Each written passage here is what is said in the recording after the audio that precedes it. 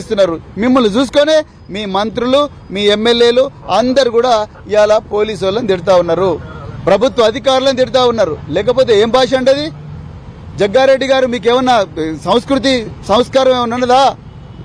ఏం భాష మీరు మాట్లాడుతున్నది?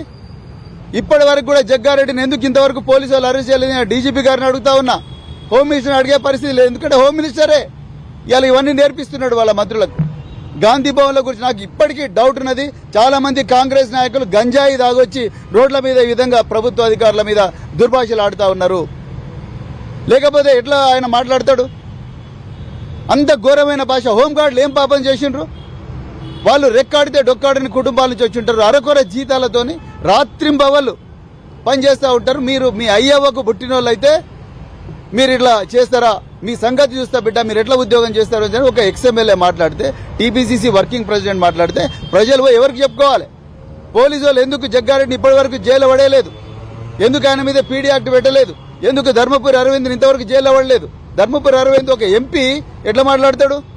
అరే లోపలికి పోయి పోలీసు వాళ్ళని తన్నుకుంటా తీసుకురండి నేను చూసుకుంటా అని అంటాడా? బూత్ లోపలికి పోయి పోలీసు వాళ్ళని తన్నుకుంటా తీసుకురాబోండి నేను చూస్తా అంటాడా? ఒక సిట్టింగ్ ఎంపీ నేను పోలీసు వాళ్ళని అనుకుంటా తీసుకురండి అంటే ఇంకా ఎక్కడున్నది లా అండ్ ఆర్డర్? కేసీఆర్ గారి హయాంలో ఇట్లాంటివి ఎప్పుడు కూడా జరగలేదు. కేసీఆర్ గారు పోలీసు శాఖ ప్రతిష్ట పెంచిండ్రు. పోలీసు శాఖలో వేలాది మంది మహిళలను, పురుషులను, అర్హులైన వాళ్ళందరినీ కూడా గొప్పగా రిక్రూట్ చేసి వాళ్ళందరికీ ప్రపంచ స్థాయి తర్ఫీదు ఇచ్చి వాళ్ళందరికీ గొప్పగా ఒక 700 కోట్ల రూపాయలు పెట్టి అత్యాధునిక సదుపాయాలు కమాండ్ అండ్ కంట్రోల్ సెంటర్ పెట్టిండు. అదేవిధంగా పెట్రోల్ వెహికల్స్ ఇచ్చిండు. 10 లక్షల సీసీటీవీ కెమెరాలు ఇచ్చిండు. షీ టీంలో పెట్టిండు. ఎన్నో కార్యక్రమాలు చేసి పోలీసు శాఖ ప్రతిష్టను పెంచితే రేవంత్ రెడ్డి ముఖ్యమంత్రి అయి హోంమంత్రి కూడా తనే అయ్యి తన ప్రతీకార వాంఛ కోసం సిట్టు మీద సిట్టులు ఏర్పాటు చేస్తూ ఇష్టం వచ్చినట్టు పోలీస్ శాఖను వాడుకుంటున్నాడు. మళ్ళీ ఇప్పుడు వాళ్ళ ఎమ్మెల్యేలతోనే అదే పోలీసుల మీద దాడి చేయిస్తా ఉన్నారు. అదేవిధంగా ఈరోజు డీజీపీ గారికి ఇంకొక రిప్రజెంటేషన్ కూడా మేము ఇచ్చినాం. మా social media activist, BRS social media activist Nallabalu alias Shashidhar Goud ఎవరైతే ఉన్నారో ఆయన మీద 3 అక్రమ కేసులు పెడితే గౌరవ హైకోర్టు తెలంగాణ 3 అక్రమ కేసులను కొట్టేసి పోలీసు వాళ్ళు సోషల్ మీడియా యాక్టివిస్టుల మీద అక్రమ కేసులు పెట్టకూడదు అని చెప్పి మార్గదర్శకాలు ఇచ్చింది. కానీ చూడండి రేవంత్ రెడ్డి నిర్వాహకం ఎట్లుందో. కోట్ల రూపాయలు ఖర్చు చేసి ఆ ప్రజాధనాన్ని తీసుకొని పోయి ఆ ప్రజాధనాన్ని సుప్రీంకోర్టులో టాప్ నాచ్ అడ్వకేట్లందరి ముందర పెట్టి మీరు ఏమైనా చేయండి ఈ నల్లబాల్ అనటాన్ని జైలుకు పోవాల్సిందే అని చెప్పి ఎస్ఎల్పి ఒకటి సుప్రీంకోర్టులో ఫైల్ చేస్తే గౌరవ సుప్రీంకోర్టు ఆ ఎస్ఎల్పిని కొట్టేసి తెలంగాణ హైకోర్టు నల్లబాలుకి ఏదైతే ఊరటిచ్చిందో ఆ ఊరటనే కరెక్ట్ అని చెప్పింది. చెంప చెల్లు అనిపించింది గౌరవ సుప్రీంకోర్టు మరి తెలంగాణ ప్రభుత్వానికి. అదేవిధంగా గౌరవ హైకోర్టు తెలంగాణ నల్లబాలు కేసు విషయంలో గొప్ప మార్గదర్శకాలు ఇచ్చింది.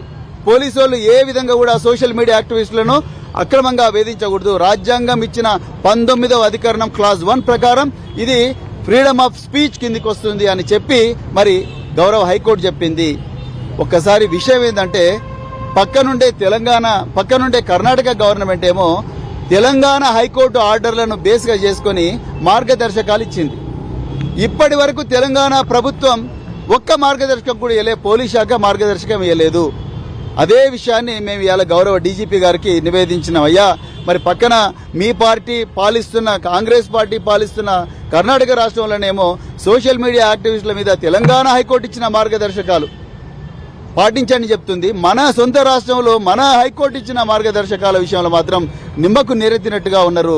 అంటే దీని వెనుక ఏదో కుట్ర ఉన్నదని చెప్పడం జరిగింది. మార్గదర్శకాలు ఇవ్వమని రిక్వెస్ట్ చేసినాం. అదేవిధంగా social media activists, BRS social media activists ఎవరైతే 67 కేసులు పెట్టిండ్రో 67 కేసులన్నీ కూడా రాష్ట్ర స్థాయిలో రివ్యూ చేయాలి, జిల్లా స్థాయిలో రివ్యూ చేసి ఆ ఫేక్ కేసులన్నీ కూడా కొట్టేయాలని చెప్పేసి కూడా చెప్పడం జరిగింది. చివరిగా చీఫ్ మినిస్టర్ ముఖ్యమంత్రి కార్యాలయం కేంద్రంగా అన్వేష్ రెడ్డి, శ్రీరామ్ కర్రీ ఇంకొక 2-3 రకరకాల వ్యక్తులు కలిసి ఒక వాట్సాప్ గ్రూప్ పెట్టుకొని ముఖ్యమంత్రి కార్యాలయమే కేంద్రంగా తెలంగాణ స్టేట్ టెక్నాలజీ సర్వీసెస్ అదేవిధంగా హైదరాబాద్ గ్రోత్ కారిడార్ లిమిటెడ్ ఈ 2 ఆఫీసులను వాడుకుంటూ ఫేక్ న్యూస్ ప్రచారం చేస్తున్నారు అన్న ఒక విజిల్ బ్లోయర్ ఇచ్చిన సమాచారం మేరకు అది కూడా మేము ఇచ్చి ఈ ఆఫీసులను కూడా వీళ్ళని కూడా మీద కేసులు బుక్ చేయాలి, వీళ్ళ ఆఫీసులు కూడా రైడ్ చేయాలి, అక్కడ ఉండే విలువైన ఆధారాలు ఏవైతున్నాయో అవన్నీ సేకరించి వాళ్ళని కూడా మరి వాళ్ళ మీదకి ఇన్వెస్టిగేట్ చేసి వాళ్ళని కూడా జైలుకు పంపించాలని చెప్పడం జరిగింది. మళ్ళొక్కసారి నేను తెలంగాణ ప్రజలకు రిక్వెస్ట్ చేస్తున్నా, మీ ముందర నివేదిస్తున్నా, కేసీఆర్ గారి టైంలో తెలంగాణ పోలీసుల ప్రతిష్ట పెరిగింది, తెలంగాణ పోలీసుల జీవితాలు బాగుపడ్డాయి. వాళ్ళ సరెండర్ లీవ్స్ కానీ, వాళ్ళకుండే ట్రాఫిక్ పోలీసులకు వచ్చే అడిషనల్ అలవెన్స్ కానీ, అదేవిధంగా వాళ్ళ యూనిఫామ్ విషయం కానీ, వాళ్ళు పనిచేస్తున్న పోలీస్ స్టేషన్ల తీరు కానీ, ఆ పోలీస్ స్టేషన్లో వచ్చే ఇన్వెస్టిగేషన్ ఛార్జెస్ కానీ, ప్రమోషన్లు కానీ ఇవన్నీ గొప్పగా పెరిగినాయి. కానీ రేవంత్ రెడ్డి పాలనలో ఆ పోలీసు శాఖ ప్రతిష్ట అడుగంటిపోయింది. అడుగంటిపోవడమే కాదు, వాళ్ళ జీవితాలు అగమ్య గోచరంగా మారినాయి.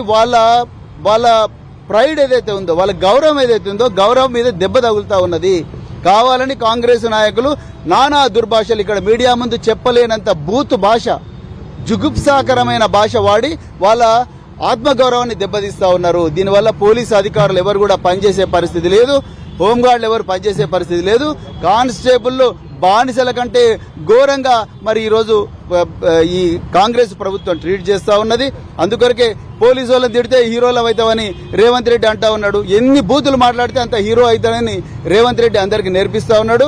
అదే బాటలో ఎమ్మెల్యేలు, అదేవిధంగా ఎంపీలు, అదేవిధంగా ఎక్స్ఎమ్మెల్యేలు, చైర్మన్లు మారుతా ఉన్నారు. దీన్ని మరొకసారి ఖండిస్తూ అర్జెంటుగా ధర్మపురి అరవింద్, తూర్పు జగ్గారెడ్డి, మిగతా ఎవరైతే ఘోరంగా ప్రభుత్వ అధికారుల మీద దాడులు చేస్తున్నారో వాళ్ళందరి మీద కూడా మరి యాక్షన్ తీసుకోవాలి, వాళ్ళందరినీ జైలుకు పంపించాలి, అవసరం అనుకుంటే పీడీ యాక్ట్ పెట్టాలి, వాళ్ళందరినీ రాజకీయాల నుంచి శాశ్వతంగా తెలంగాణ ప్రజలు బహిష్కరించాలని చెప్పేసి చెప్తూ, భారత రాష్ట్ర సమితి తరఫున మా వర్కింగ్ ప్రెసిడెంట్ కేటీఆర్ గారి ఆదేశాల మేరకు ఈరోజు మేము గౌరవ డీజీపీ గారిని కలవడం జరిగింది.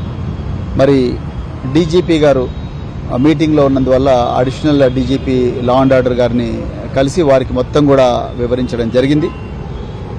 ఈరోజు కాంగ్రెస్ పాలనలో మరి ముఖ్యంగా 89 క్రిమినల్ కేసులు ఎదుర్కొంటున్న ఏకైక ముఖ్యమంత్రిగా దేశంలో పేరొందిన రేవంత్ రెడ్డి గారు, ఆయన్నే ముఖ్యమంత్రి, ఆయన్నే హోంమంత్రి అయ్యి సాగిస్తున్న ఈ దుర్మార్గపు దౌర్జన్యకరమైన పాలన ఏదైతుందో ఆ పాలన వల్ల రాష్ట్రం అతలాకుతలం అవుతుందని చెప్పేసి ఈరోజు మేమందరం కూడా డీజీపీ గారికి నివేదించడం జరిగింది.